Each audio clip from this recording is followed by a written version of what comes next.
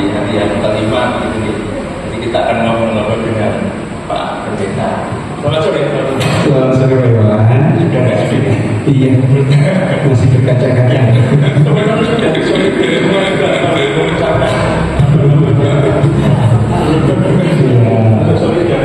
Jangan diingatkan deh.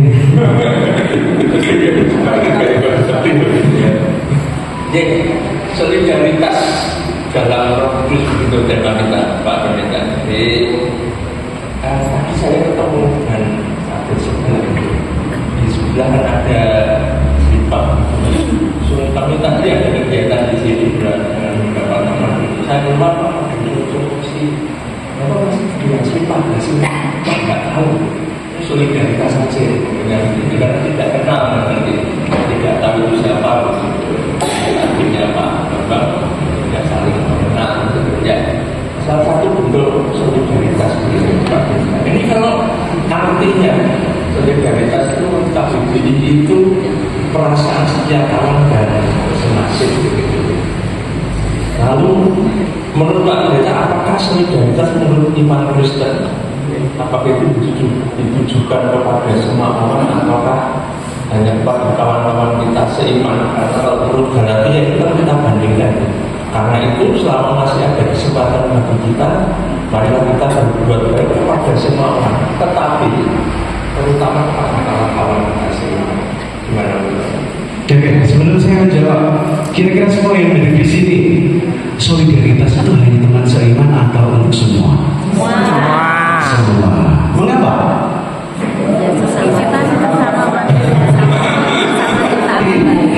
Iya, kita percaya bahwa setiap orang percaya diajak untuk memiliki sikap solider demikian, memiliki kesetiakawanan di dalam kehidupan bersama, baik dalam kehidupan keluarga, kelompok, ataupun juga di dalam kehidupan bermasyarakat, juga tentu bergereja.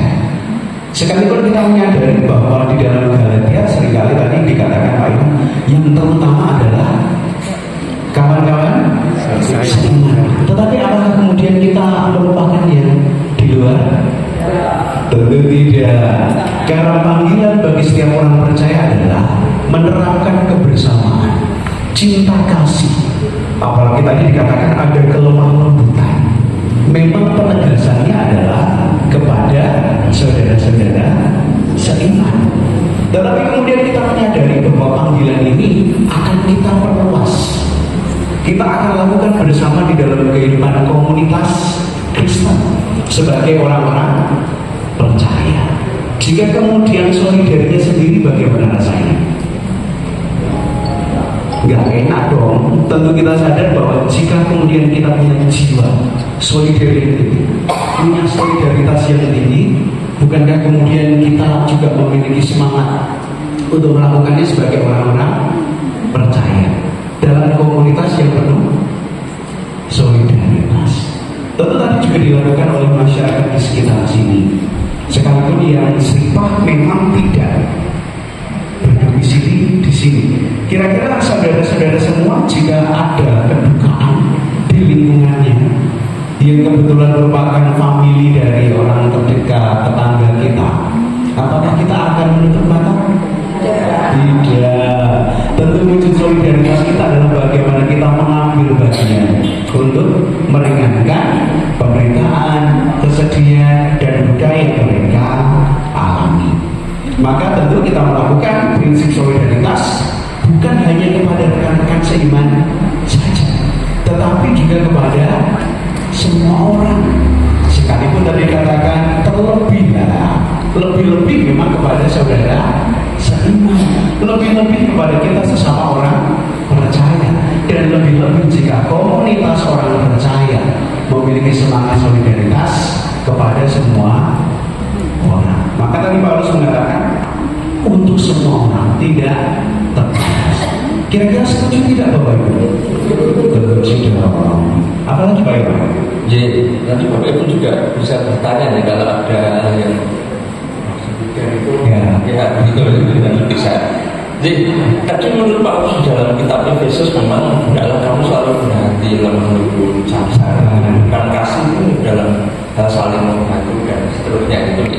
Pak Pendeta. Kemudian Paulus mengajak jemaat untuk memelihara damai sejahtera di antara mereka dengan menjadi pribadi yang lemah lembut, sabar dan komunikatif. Tapi pertanyaannya menurut Pak Pendeta, apakah hal ini dapat diterapkan jemaat di masa sekarang atau Pak Pendeta? Baik, konteks masalah di Efesus tentu juga bisa dikatakan relevan nggak kita punya sikap hidup yang lemah lembut saat ini, atau lebih suka yang dikit-dikit bentrok deh, dikit-dikit kita melakukan sebuah aksi tindakan yang dia labrak-melabrak, atau yang satu memprovokasi, kita kemudian juga mudah terprovokasi. Dan kita benar-benar mengatakan bahwa apa yang ada di dalam pengajaran Efesus 4 ayat 26 relevan jika diterapkan di dalam kehidupan kita saat ini. Mengingat bahwa kehidupan Kristen bukanlah kehidupan yang eksklusif. Kita adalah pribadi dengan kasih yang inklusif demikian. Di dalam kehidupan bukan hanya untuk kita saja dalam kelembutan itu. Bapak Ibu pengen dikasih atau dilemah lembuti? Lemah lembuti. Ketika di rumah, ketika di mana berada, ketika melakukan kesalahan, inginnya diperingatkan dengan halus atau dibentak-bentak? Halus tentunya. Atau mungkin di dalam kehidupan bersama lebih suka bergaul dengan mereka yang penyabar atau yang temperamen, mudah marah, mudah tersinggung, mudah memiliki watak-watak yang di dalam kehidupan mereka karakternya tidak mencerminkan sebagai pribadi milik Kristus. Jadi ketika kita mengaplikasikan apa yang diajarkan oleh Paulus di dalam surat Efesus 4 ayat 26, misalkan kerendahan hati, tentu kita mengatakan bahwa setiap orang percaya akan dan selalu bahkan harus memiliki kerendahan hati di dalam kehidupannya.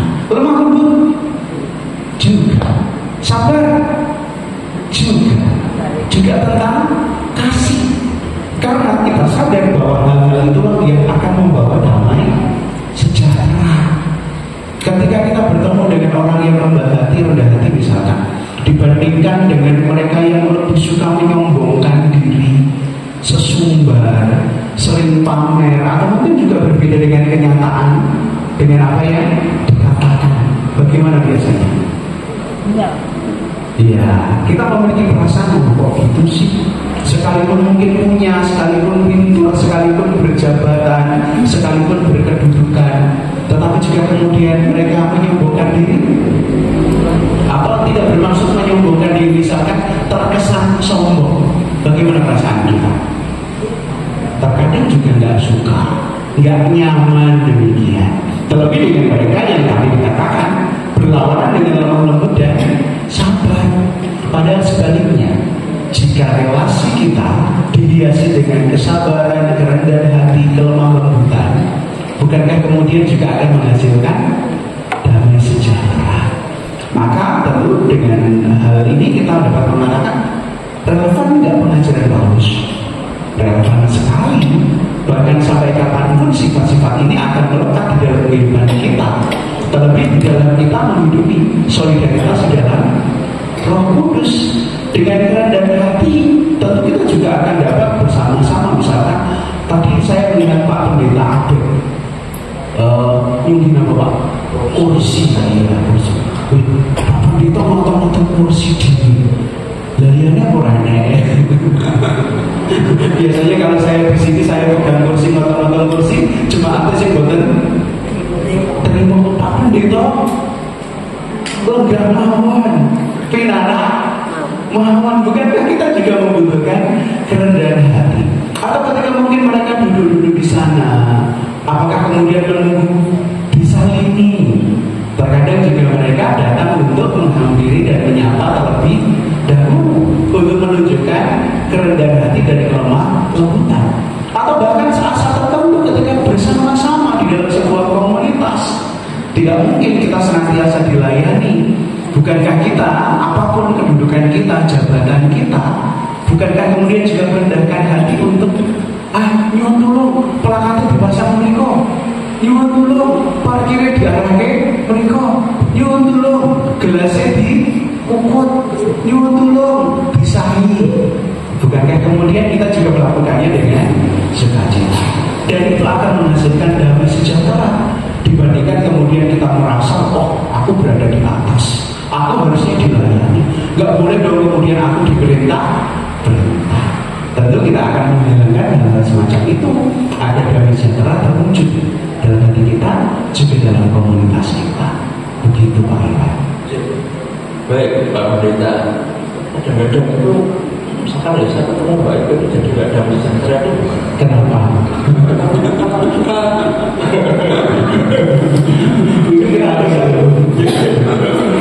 Aduh, ini suaranya keras sekali kalau ketawa ini. Karena saya Pak Iwan. Kalau PAD jadi membuat nggak bisa kira-kira kalau ada hal yang saya kalau ketemu seorang di dalam jemaat begitu jadi nggak bisa segera. Kemudian saya membangun relasinya seperti apa Pak? Ya ini katakan kita begitu ya. Bagaimana cara kita membangun relasi, mempertahankan solidaritas itu baliknya begitu. Baik, kita teringat 2 hari yang lalu kita juga tugas di sini bersama berpasangan.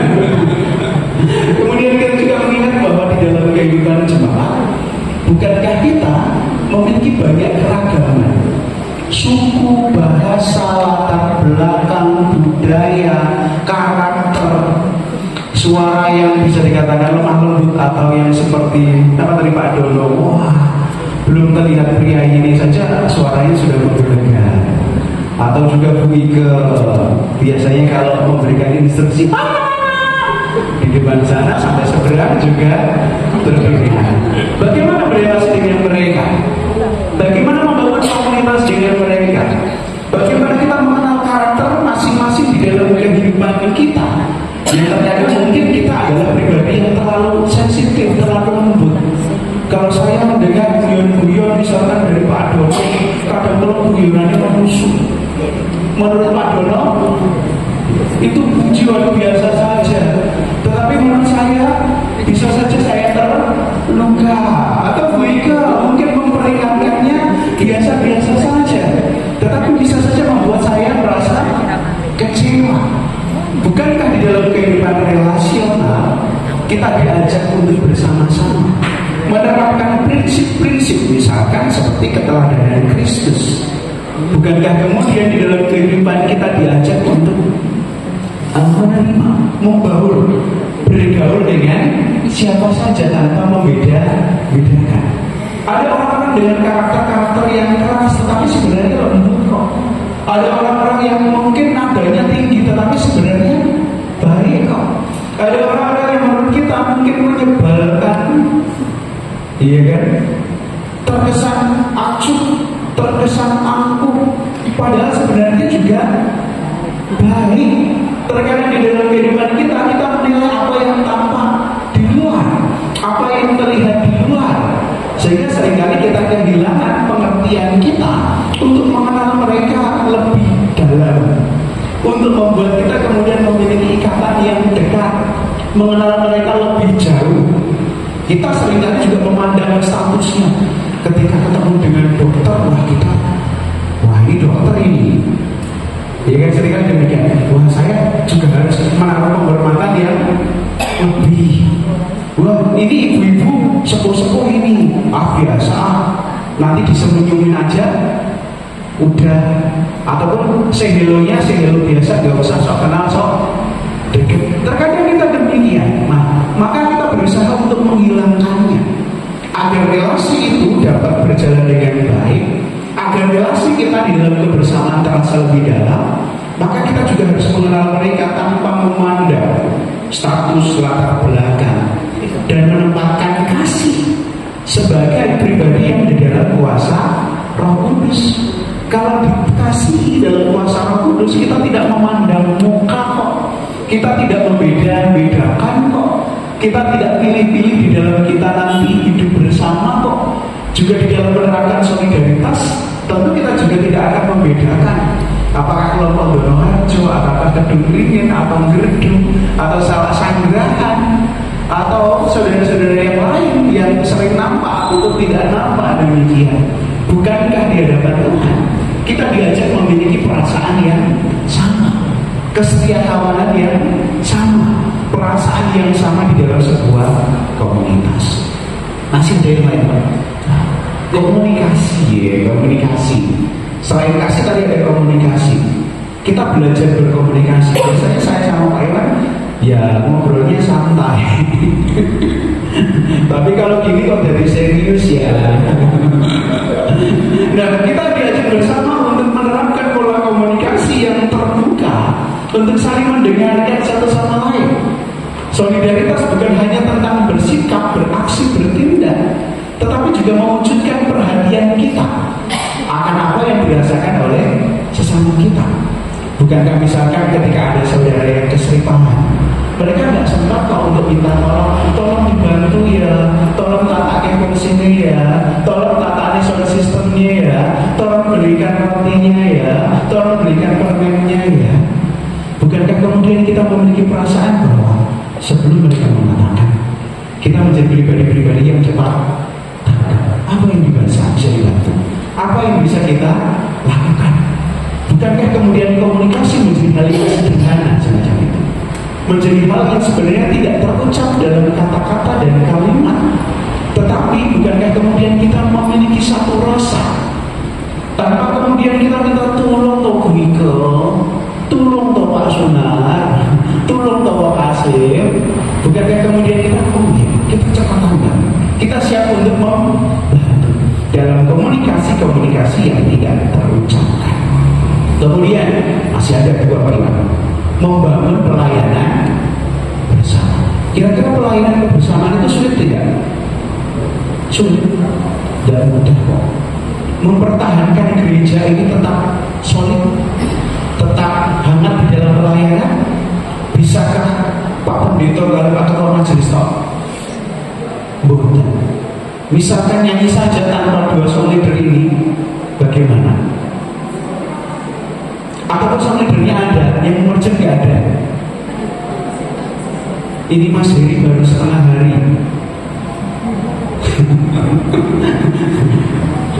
Cutinya Bu Eli dari pagi sudah wirawiri di sini. Pak kipas anginnya yang dinolke bukan mati, dan terus disijaki lebih mati. Bukankah kita juga butuh kepekaan masing-masing, bukan untuk menutup mata, bukan untuk kemudian begini terserah Bu Eli bagaimana nanti. Apakah kemudian kita akan membiarkan? Tidak. Ternyata pelayanan harus dikerjakan bersama. Kita perlu untuk melakukan itu bersama. Nyalakan lampu, nyalakan kipas angin, nyalakan sound system. Terima kasih untuk semuanya. Membuka pintu, mematikan lampu. Terima kasih untuk teman-teman yang setiap malam latihan. Saya cuma berpesan, matikan lampu, tutup gerbang. Dan mereka melakukan itu. Nah, ini menjadi wujud kerjasama di dalam kehidupan kita. Maka kita juga diajak untuk solid membangun pelayanan bersama. Terakhir, benar ini terakhir, doa sebagai wujud bagian dari solidaritas di dalam Roh Kudus. Kalau nggak bisa bantu, nggak punya tenaga, nggak punya uang, nggak punya waktu, sama apa atau Bapak Ibu? Sakitnya itu yang doa. Jangan berkecil hati, jangan meremehkan kekuatan doa.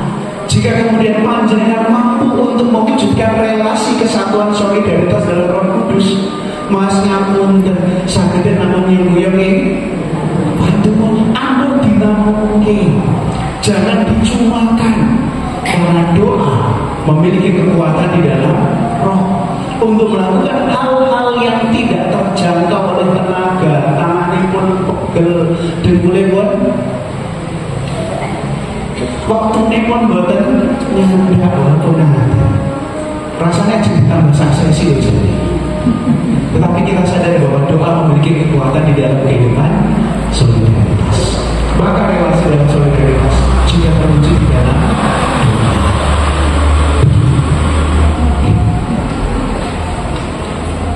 Masih ada satu ini juga terakhir Bapak ya. Juga terakhir.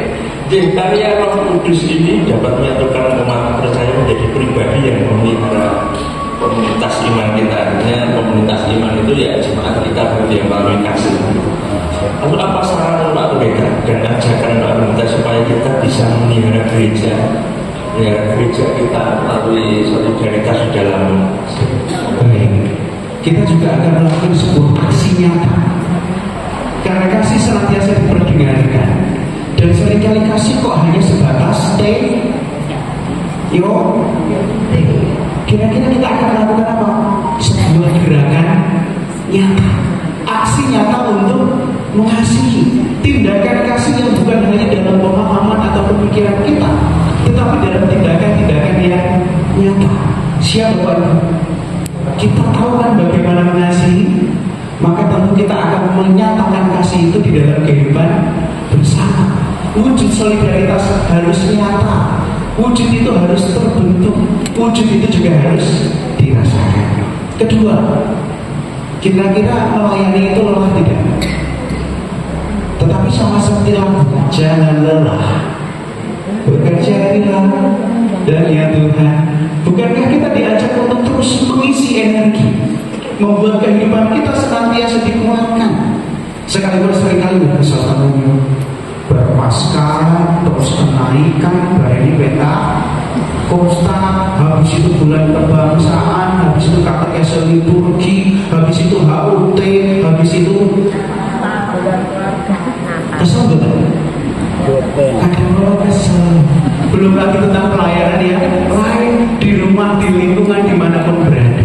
Tetapi pesannya tetap, jangan lelah. Bersama-sama kita percaya bahwa kita akan dikuatkan, saling menghibur. Ketika satu lelah, ayo semangat, ayo kuat, ayo bisa. Ketiga, jaga semangat kebersamaan, bukan persaingan. Apakah kemudian di dalam kehidupan orang percaya pelayanan ini saingan? Seger-segeran yuk. Baik sih, lebih baik sih, tetapi bukan untuk pujian, tetapi untuk kemuliaan nama Tuhan, bukan untuk saling menjatuhkan. Biar aku terlihat lebih dibandingkan yang lain, bukan yang lain bisa terlihat lebih. Suka bikin tak kesehatan awal dulu dulu ya, sakit tidak. Ataupun ketika yang lain tidak nampak kemudian kayu orang tahu yang bijak, enggak. Bukankah kemudian kita menjaga semangat itu agar semua yang ada dalam kehidupan pelayanan, kehidupan kita bersama adalah semangat kebersamaan, bukan sebuah persaingan. Biarkan Roh Kudus memimpin kita. Biarlah Roh Kudus memampukan kita untuk benar-benar solidar di dalam kehidupan kita, memampukan kita untuk melakukan tindakan-tindakan yang nyata, dalam aksi kasih nyata, dalam kehidupan pelayanan kebersamaan yang tidak mengenal lelah, juga semangat untuk mendoakan satu sama lain. Jika kemudian kita mendoakan mereka yang aktif-aktif ini, semoga mereka yang aktif juga pantang menyerah, semangat dan tulus di dalam kehidupan pelayanan. Juga mendoakan mereka yang sedang rehat, sumene, agar mereka juga tidak terlalu lama rehatnya. Ayo aktif kembali setelah Natalan, setelah HUT, agar gayeng, agar semangat kembali. Biarlah PD hari kelima ini mengajarkan kepada kita semangat untuk memiliki solidaritas yang utuh dalam tindakan kasih, dalam wujud nyata kebersamaan, juga semangat untuk mendoakan di dalam kehidupan kita. Cinta kasih yang nyata, kebersamaan untuk melayani tanpa penghalang, mendoakan tanpa pandang. Tuhan terbaik.